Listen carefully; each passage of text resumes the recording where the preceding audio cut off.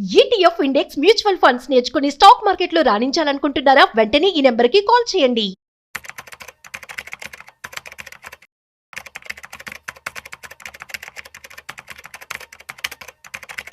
Hi viewers, India's largest digital media network Suman టీవీకి స్వాగతం. ప్రస్తుతం మనతో ఉన్నారు చార్టెడ్ వెల్త్ మేనేజర్ రమా రాజేష్. సో రమా, ఇప్పుడు మనం అయితే సుకన్య సమృద్ధి యోజన పథకం గురించి అందరికీ బాగా తెలిసిన విషయమే. ముఖ్యంగా అమ్మాయిలకు ఒక వరం లాంటిది, లక్ష్మీదేవి ఇంటికే సాక్షాత్తు మనకు వస్తుంది అన్న ఆనందంతో ఈ పథకాలు చాలా మంది తీసుకుంటున్నారు. అయితే చాలా మందికి తెలియక ఎడ్యుకేషన్ కి యూజ్ అవుతుంది, వీళ్ళ చదువులకు పిల్లల చదువులకు అని తీసుకున్న వాళ్ళు ఉన్నారు. నిజంగా అది యూజ్ అవుతుందా?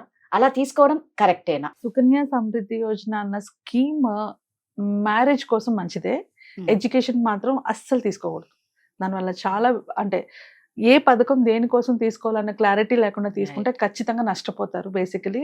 సో నేను కూడా చాలా క్లయింట్స్ కి చెప్పే ఉంటాను, ఖచ్చితంగా ఇది ఒక స్కీమ్ యాడ్ చేసుకోండి, గవర్నమెంట్ స్కీమ్ కాబట్టి. వన్ ఆఫ్ ద అంటే ఇప్పుడు మనం పోర్ట్ఫోలియో డిజైన్ చేసేటప్పుడు కొన్ని నార్మల్వి అంటే గ్యారంటీడ్ ప్లాన్స్ ఉంటాయి, కొన్ని రిస్క్ తో కూడిన ఉంటాయి, కొన్ని గోల్డ్ రిలేటెడ్ మార్కెట్ రిలేటెడ్ గా కానీ ఉంటాయి. అట్లా ఓవరాల్ గా డైవర్సిఫికేషన్ చెప్తాను నేను. సో ఆ పాయింట్ లోని సుకన్య సమృద్ధి గురించి కూడా నేను నా క్లయింట్స్ కి చాలా మందికి చెప్పాను. బట్ కానీ సుకన్య సమృద్ధిని అది ఎంత మంచి పథకమో అది ఒక రాంగ్ పర్పస్ కోసం సేవ్ చేస్తే అంత యూజ్లెస్ పథకం కూడా అయిపోతుంది. సో అందుకు ఈ వీడియో ఆ క్లారిటీ ఇవ్వడం కోసం స్పెసిఫిక్ గా నేను చెప్తుంది. మీరు అన్నట్టు ఎడ్యుకేషన్ కోసం ఇది రైట్ కాదు. సుకన్య సమృద్ధి పథకం అన్నది కేవలం అమ్మాయి మ్యారేజ్ కోసం యూజ్ చేయడానికి యూజ్ అయ్యేదే. అంతేకాకుండా దీంట్లో కొన్ని డ్రాబ్యాక్స్ కూడా ఉన్నాయి. అంటే పాజిటివ్స్ గురించి చాలా మంది వీడియోస్ చేశారు. సో నేను ఇందులో స్పెసిఫిక్ గా ఉన్న డ్రాబ్యాక్స్ గురించి నేను డిస్కస్ చేసుకుంటూ దాన్ని బట్టి అది ఎవరికి కరెక్టో వాళ్ళు ప్లాన్ చేసుకుంటే అప్పుడు మీ ప్లానింగ్ లో ప్రాబ్లం ఉండదు. సో అందుకని ఈ వీడియోలో స్పెసిఫిక్ గా దాని గురించి చెప్పాలనుకుంటున్నాను. అండ్ మోస్ట్ ఇంపార్టెంట్ డ్రాబ్యాక్ దీంట్లో ఉన్నది ఏంటి అంటే లాక్ ఇన్ పీరియడ్. అది 21 years లాక్ ఇన్ పీరియడ్ ఉంటుంది. సో సుకన్య సమృద్ధిలో 21 years లాక్ ఇన్ పీరియడ్ అంటే అమ్మాయి పుట్టిన వెంటనే తీసుకుంటే ఓకే. ఇప్పుడు అమ్మాయి పుట్టిన వెంటనే పాలసీ తీసుకుంటే 21 సంవత్సరాలకి వాళ్ళకి 40 లక్షలు అంటావు. ఫర్ ఎగ్జాంపుల్ 1,50,000 కనుక వాళ్ళు మాక్సిమం లిమిట్ 1,50,000 ఉంది దానికి. సో 1,50,000 కనుక వాళ్ళు ఇన్వెస్ట్ చేసుకుంటే ఎవ్రీ ఇయర్ వాళ్ళకి అమ్మాయికి 21 వచ్చేటప్పటికి 40 lakhs దగ్గర వస్తుంది. ఇక్కడ వరకు బాగానే ఉంది. అదే అమ్మాయికి 8th year వచ్చినప్పుడు తీసుకున్నా, 5th year వచ్చినప్పుడు తీసుకున్నా, ఈ లాక్ ఇన్ పీరియడ్ అందరూ ఏమనుకుంటారు, అమ్మాయికి 21 years రాగానే దాన్ని తీసుకోవచ్చు అనుకుంటారు. కాదు, 21 years నిండాలి. అంటే ఆ పాలసీ తీసుకున్న దగ్గర నుంచి 21 years నిండాలి. ఫర్ ఎగ్జాంపుల్ అమ్మాయికి 10th year లో తీసుకుంటే 21 years అంటే 31 years అప్పుడు వస్తుంది ఆ అమౌంట్. లేదా అమ్మాయికి మ్యారేజ్ అయిపోయింది అని ఒక సర్టిఫికేట్ చూపిస్తే అప్పుడు ఇస్తారు. అంటే ఏ పర్పస్ కోసం అయితే తీసుకుంటున్నా ఆ పర్పస్ సాల్వ్ అవ్వదు కదా. పెళ్లి కోసం నేను విత్డ్రా చేసుకోవాలంటే పెళ్లి అయ్యాక నేను తీసుకోవాల్సి వస్తుంది, అంతే కదా. ఇప్పుడు నేను అది ఒకవేళ మ్యారేజ్ కోసమే నేను ఆ పాలసీ తీసుకున్నాను అనుకో, ఆ మ్యారేజ్ అయిపోయింది అని నేను గవర్నమెంట్ కి సర్టిఫికేట్ చూపించి నేను అప్పుడు విత్డ్రా చేసుకుంటేనే నాకు అమౌంట్ ఇస్తారు. కానీ నేను మ్యారేజ్ కోసం ఇవ్వలేను. అంటే నాకు ఆ మ్యారేజ్ చేసుకోవడానికి నేను అప్పులు చేయాల్సి ఉంటే చేయాలి, అవన్నీ చేసుకోవాల్సి ఉంటుంది. So this is the problem. మనం సుకన్య సమృద్ధి తీసుకునేటప్పుడు చిన్నప్పుడే, పిల్లలు చిన్నప్పుడే పుట్టిన వెంటనే, ఆడపిల్ల పుట్టిన వెంటనే తీసుకుంటే అది 100% ప్రాబ్లం ఉండదు. ఒక 5 ఏళ్ళు వచ్చినప్పుడు తీసుకున్నా కూడా అమ్మాయికి 26 ఏళ్ళు వచ్చాకే అమౌంట్ వస్తుంది. పార్షియల్ విత్డ్రాల్ ఇస్తారు. అంటే మీకు 40 లక్షలు 20 లక్షలు ఇస్తారు. బట్ ఆ 20 లక్షలు ఎప్పుడు ఏదైనా ఎడ్యుకేషన్ కి కావాలన్నా ఏదైనా 10 years నిండిపోయిన తర్వాత ఇస్తారనమాట. సో నీకు అప్పుడు కూడా ఆ పర్పస్ కి సాల్వ్ అవ్వదు. 20 లక్షలు ఎక్కడ సరిపోతుంది ఒక 10 ఏళ్ల తర్వాత? ఇప్పుడు ఇన్వెస్ట్ చేస్తున్న అమౌంట్ కి అది సరిపోదు కదా. సో ఇది మెయిన్ ఇంపార్టెంట్ డ్రాబ్యాక్ సుకన్య సమృద్ధిలో ఉన్నది. చాలా మందికి తెలియని పాయింట్ ఏంటి అంటే 21 years అమ్మాయి ఏజ్ వచ్చాక డబ్బులు ఇస్తారేమో అనుకుంటారు. కాదు, 21 years అన్నది టర్మ్. ఆ పాలసీ యొక్క టర్మ్ 21 years. సో మీరు 10 ఏళ్ళు అంటే ఎలిజిబిలిటీ ఎంత వరకు ఉంటుందంటే ఆ స్కీమ్ తీసుకోవడానికి 0 నుంచి 10 years వరకు అనమాట. 10 ఏళ్ళ అమ్మాయికి కనుక తీసుకుంటే అది 31 సంవత్సరాలు వచ్చినప్పుడే వస్తుంది. కాబట్టి ఇది మైండ్ లో పెట్టుకోండి. ఇది కంపల్సరీగా మైండ్ లో పెట్టుకునే ఇన్వెస్ట్మెంట్ చేసుకోవాలి. లేదు పెళ్ళయ్యాక మా అమ్మాయికి ఇవ్వాలనుకుంటున్నాను ఆర్ ఇంకేదైనా అనుకుంటే ఇట్ ఇస్ స్టిల్ ఫైన్. ఆ ఏజ్ అంటే 10 ఏళ్ళ తర్వాత 8-9 years ఉన్న పిల్లలు సుకన్య సమృద్ధి దాంట్లో పెట్టకుండా ఇంకా వేరే ఆప్షన్స్ చూసుకుంటేనే బెటర్. మళ్ళీ మన మనీని మనం లాకిన్ చేసుకున్న తర్వాత తీసుకోవడం కన్నా there are better alternative options కదా. So this is the first and most important drawback. And second drawback ఏంటంటే అది వచ్చే రిటర్న్స్. సో గ్యారంటీడ్ రిటర్న్సే, కానీ ఓన్లీ 8.2% రిటర్న్స్ వస్తాయి.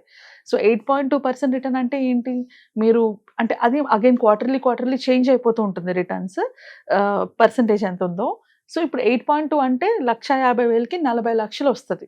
ప్రతి సంవత్సరం 1,50,000 కడితే 15 years కడితే అది 40 lakhs వస్తుంది. అదే అమౌంట్ని మనం మ్యూచువల్ ఫండ్లో పెట్టుకుంటే మనకి 60 to 61 lakhs వస్తుంది 12% రేట్ ఆఫ్ రిటర్న్లో. సో మ్యూచువల్ ఫండ్స్లో లాక్-ఇన్ ఉండదు, మనకి ఎప్పుడు కావాలంటే అప్పుడు విత్డ్రా చేసుకోవచ్చు. అండ్ మ్యూచువల్ ఫండ్స్లో నాకు ఆ ఫండ్ నచ్చలేదంటే నేను మార్చుకోవచ్చు, మనకి ఆ ఫ్లెక్సిబిలిటీ ఉంటుంది. కానీ నాకు ఇక్కడ ఆ ఫ్లెక్సిబిలిటీ ఉండదు. ఇక్కడ ఇంకొకటి ట్యాక్స్ గురించి మాట్లాడతారు. అంటే Sukanya Samriddhi one of the reason suggest చేయడానికి ఏంటి అంటే ట్యాక్స్ బెనిఫిట్. అది ఆ అమౌంట్ ఎంత పెడతామో అది కంప్లీట్లీ ట్యాక్స్ బెనిఫిట్.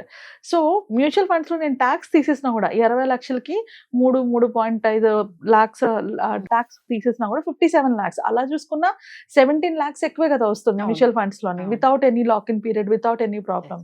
సో అలాంటప్పుడు సుకన్య సమృద్ధిలో ఇన్వెస్ట్ చేయడం ఎంతవరకు రైట్? సో ఎడ్యుకేషన్ పరంగా కానీ, మ్యారేజ్ పరంగా కానీ అమ్మాయి కోసం సుకన్య సమృద్ధిలో దాయడం ఇస్ నాట్ రైట్. అది వన్ ఆఫ్ ద ఆప్షన్ ఉండాలి. ఆర్ ఎర్లీగా అంటే పాప పుట్టిన వెంటనే తీసుకుంటే it is a very good option.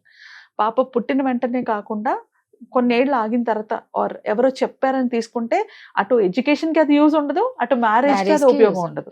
So money వస్తుంది బట్ రైట్ టైంలో రాదు. మళ్ళీ మీరు అప్పు చేసుకోవాల్సి, మళ్ళీ లేకపోతే మిగతా ప్రాసెస్ అంతా నార్మలే ఉంటుంది. దానికన్నా ఆల్టర్నేటివ్ బెస్ట్ ఆప్షన్స్ ఉన్నప్పుడు దాన్ని యూజ్ చేసుకోవడం చాలా ఇంపార్టెంట్.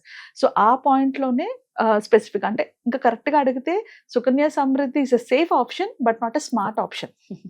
సో అలాంటప్పుడు దాన్ని తీసుకోవాలా వద్దా అన్నది వాళ్ళ సిచ్యువేషన్ బట్టి డిసైడ్ చేసుకోవాలి. నిజంగా అందుకే ఏదన్నా పథకాలు ఇస్తున్నారు అంటే మాత్రం ఖచ్చితంగా వాటి వల్ల ఎలాంటి బెనిఫిట్స్ ఉన్నాయి, మన చేతికి వచ్చేసరికి ఎంత కట్ అవుతుంది, దేనికి మనం దీన్ని తీసుకోవాలి అనేది మాత్రం ఖచ్చితంగా తెలుసుకోవాలి. ఇందాక అన్నట్టు మీ క్లయింట్ పాపం ఎడ్యుకేషన్ కి పెట్టి నిజంగా ఇప్పుడు బాధపడాల్సి వస్తుంది. వాళ్ళు అంతే ఎన్నో హోప్స్ పెట్టుకుని ఉంటారు కదా, ఆ డబ్బు ఒకటి ఉంది అన్న ధైర్యంతో వాళ్ళు ఇక చదివించడానికి కూడా ఏదైతే చదివించడానికైనా రెడీగా ఉంటారు. ప్రాబ్లం హాఫ్ నాలెడ్జ్ తో. ఇప్పుడు ఫర్ ఎగ్జాంపుల్ ఇది కామన్, నేను ఒక పాలసీలో ఇన్వెస్ట్ చేశాను, అది నాకు బాగా అనిపించింది అనుకో, నేను 10 మందికి చెప్తాను.